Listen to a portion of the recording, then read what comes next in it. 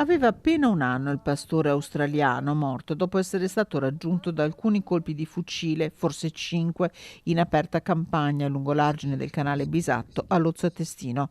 A registrare il video sono stati 2 cicloturisti che nel tardo pomeriggio di venerdì, dopo aver sentito alcuni spari provenire da un campo agricolo, si sono fermati notando quasi subito l'animale senza vita, come conferma Paolo Mocavero, portavoce di 100% Animalisti.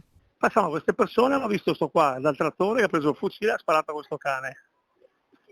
E sono rimaste allucinate, hanno cominciato a riprendere, ovviamente il trattore dopo è andato via per gli affari suoi, questo è scappato via, dopo hanno avvertito la proprietaria del cane e sono arrivati prima i vigili, la polizia locale.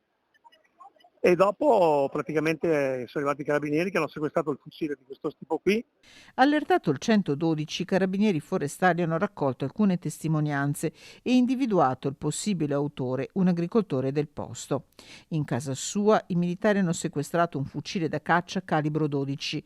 L'uomo, un 64enne, ha ammesso le sue responsabilità dicendo agli investigatori di aver scambiato l'animale per una nutria. L'agricoltore è stato denunciato e dovrà rispondere del reato di uccisione di animale.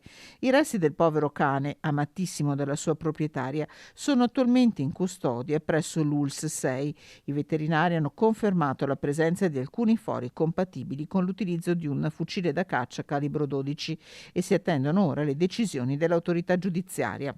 Contro quanto accaduto nei prossimi giorni, il movimento 100% Animalisti annuncia un sit-in di protesta.